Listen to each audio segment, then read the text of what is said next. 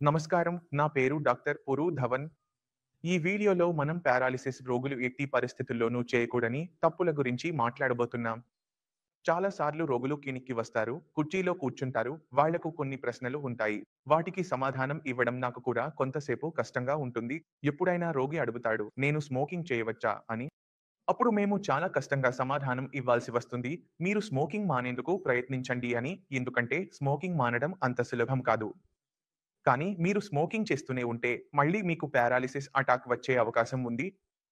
కారణం ఏమిటంటే మనం ఎప్పుడైనా స్మోకింగ్ చేసినప్పుడు మన శరీరంలో ఉన్న ఆర్టరీలు మరియు వెయిన్స్‌లో క్లాటింగ్ అయ్యే అవకాశాలు పెరుగుతాయి. నికోటిన్ వల్ల బీపీ కూడా ఎక్కువగా ఉంటుంది. ఇవి 2 కూడా ముఖ్యమైన కారణాలు. వీటి వల్ల పారాలిసిస్ వచ్చే అవకాశాలు కూడా పెరుగుతాయి. అందుకే పారాలిసిస్ ఉన్న రోగులు ఎవరైనా వారు స్మోకింగ్ చేస్తున్నారంటే, బీడీ అయినా, సిగరెట్ అయినా తాగుతున్నారంటే కూడా అదే. మీరు దీన్ని తగ్గించడానికి, పూర్తిగా మానేయడానికి ప్రయత్నించాలి. నేను మీకు ఒక చిన్న ఐడియా ఇస్తాను. మీరు ఏమి చేయవచ్చు అంటే, ఎందుకంటే మీరు స్మోక్ చేయకపోతే మీకు ఆ తలబు, కోరిక వస్తుంది. ఆ తలబును తగ్గించడానికి తీపి పదార్థాలు బాగా పనిచేస్తాయి. ఎందుకంటే మన బ్రెయిన్ తీపి తిన్న వెంటనే చాలా బాగుంది అనిపించడం మొదలవుతుంది. కొంతవరకు ఇది నికోటిన్ తీసుకున్నప్పుడు కలిగే అనుభూతిలా ఉంటుంది. అందుకే మీకు స్మోక్ చేయాలనిపిస్తే ఒక టాఫీని నోట్లో పెట్టుకుంటే ఆ తలబు కొంతసేపు తగ్గిపోతుంది.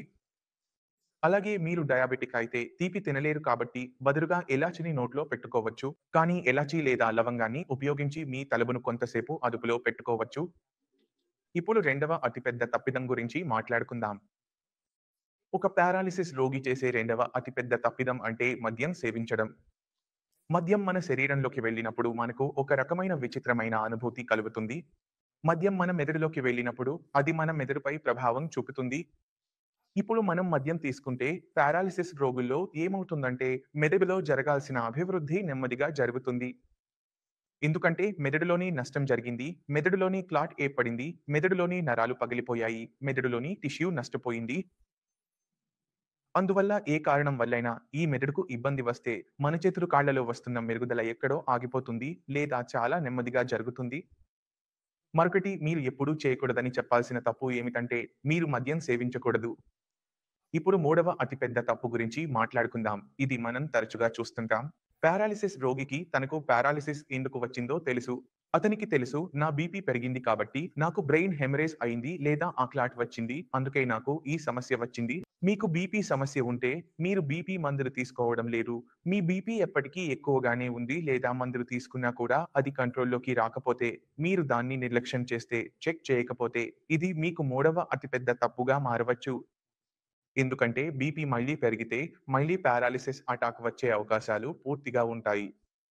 ఒకసారి మాత్రమే మార్పు చేసుకునే అవకాశం వస్తుంది. మీరు ఆ సమయంలో మార్పు చేసుకోకపోతే ఎలాంటి డాక్టర్ అయినా మీకు సహాయం చేయలేడు. కాబట్టి మీరు బ్రెయిన్ హెమరేజ్ పేషెంట్ అయితే ఈ రోజే మీ బీపీ చెక్ చేయండి. మెడిసిన్ తీసుకున్న తర్వాత చెక్ చేయండి. రోజులో అనేక సార్లు చెక్ చేయండి. మీ రీడింగ్ ఎక్కువగా వస్తోందని అనిపిస్తే మీ మెడిసిన్ మార్చుకోవాల్సిన అవసరం ఉంది.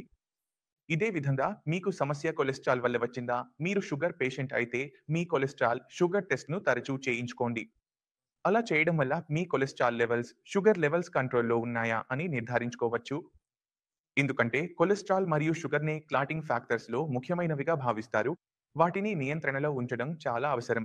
దీనికోసం మీకు అవసరమైతే మందుల మోతాదును పెంచాల్సి వచ్చినా, మందులు మార్చాల్సి వచ్చినా, డాక్టర్‌ను తరచూ కలవాల్సి వచ్చినా సరే. కానీ ఈ పనిని మీరు తప్పనిసరిగా చేయాల్సిందే. మళ్ళీ పక్షవాతం, లకవు రాకుండా ఉండాలంటే నాల్గవ అతిపెద్ద తప్పిదం ఒక పక్షవాతం వచ్చిన రోగి చేయగలిగేది అంటే ఆహారంలో చాలా ఎక్కువ మార్పులు చేయడం. చాలా సార్లు రోగులు చాలా బలహీనంగా వచ్చేవారు, చాలా కిలోల బరువు తగ్గిపోతుంటారు. వారిని అడిగితే మీరు ఏమి తింటున్నారు అని అప్పుడు వారు చెబుతారు, "మేము మా రోగికి గోరుచిక్కుడు, సొరకాయ, టిండా ఇస్తున్నాం. ఇంకే ఇతర కూరగాయలు ఇవ్వడం లేదు. మేము వారికి ఎలాంటి పప్పులు ఇవ్వడం లేదు. అయినా కూడా వారు బాగుపడటం లేదు."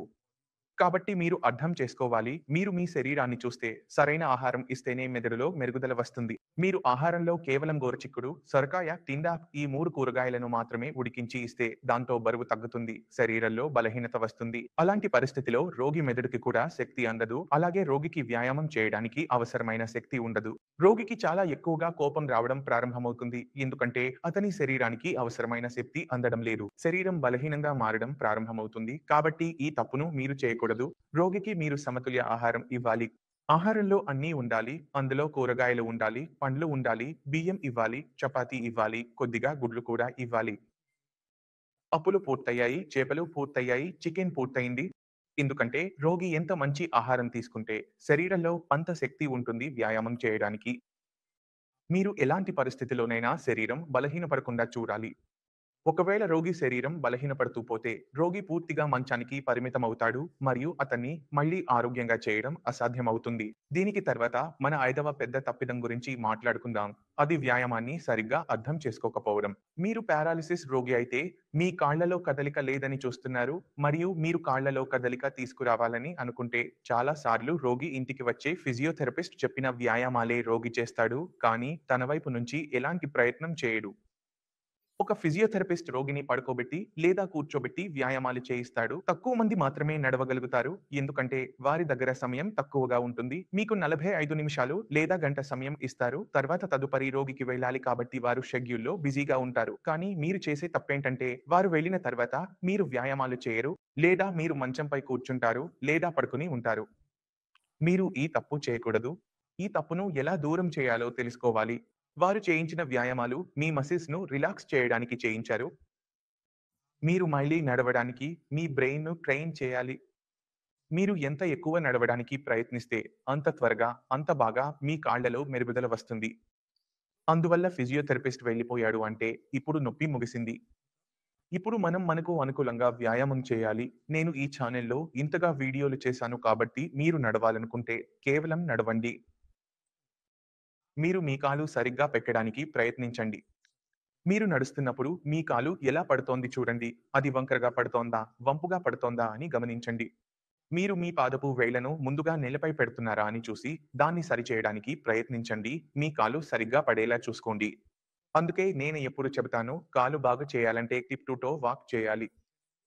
అంటే ఒక కాలు పెట్టేటప్పుడు ముందుగా మడమను, తర్వాత వేళ్ళను, మళ్ళీ మడమ, మళ్ళీ వేళ్ళను ఇలా లైన్‌లో నడవడానికి ప్రయత్నించాలి. దీనిని మనం క్యాట్ వాక్ అని కూడా చెప్పొచ్చు. ఈ వీడియో చివర్లో నేను ఆ వీడియో లింక్‌ను మీకు ఇస్తాను. ఆ లింక్‌కి వెళ్లి మీరు దీన్ని సరిగ్గా అర్థం చేసుకోవచ్చు. ఇలానే చేతి విషయానికి వస్తే, మనం చేతిలో మెరుగుదల తీసుకురావాలంటే, మనకు ఇబ్బంది ఎక్కడ ఉందో ముందుగా అర్థం చేసుకోవాలి.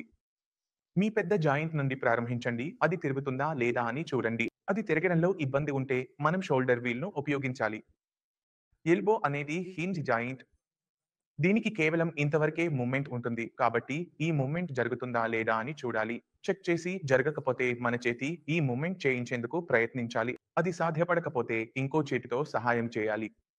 ఇలా నేను మొత్తం వివరంగా చెప్పాను. అన్ని వీడియోలను చూడండి, అర్థం చేసుకోండి మరియు వాటిపై పని చేయడం ప్రారంభించండి. ఈ వీడియో ద్వారా మీరు ఆ 5 పెద్ద తప్పులను అర్థం చేసుకున్నారని నేను ఆశిస్తున్నాను. ఇవే నేను నా ప్రాక్టీస్‌లో రోగులు చేస్తున్నారని చూస్తాను.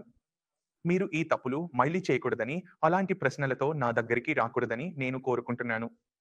రోజువారీ జీవితంలో ఏదైనా కష్టం ఉంటే మీరు ఈ విషయాలను గుర్తుంచుకోవాలి. తినే, త్రాగే విషయాల్లో జాగ్రత్త వహించాలి. మంచి అలవాట్లు అలవరుచుకోవాలి. బీపీ, షుగర్ లాంటి పరీక్షలు చేస్తూ ఉండాలి. ఏదైనా సమస్య ఉంటే ఎప్పుడూ డాక్టర్ అందుబాటులో ఉంటారు. వారిని సంప్రదించండి, అడగండి. వారు పూర్తిగా సహాయం చేస్తారు. ఇదే విధంగా నేను మీ అందరితో ముందుకు సాగుతాను. తదుపరి వీడియోలో కలుద్దాం. అప్పటి వరకు నమస్కారం. ధన్యవాదాలు.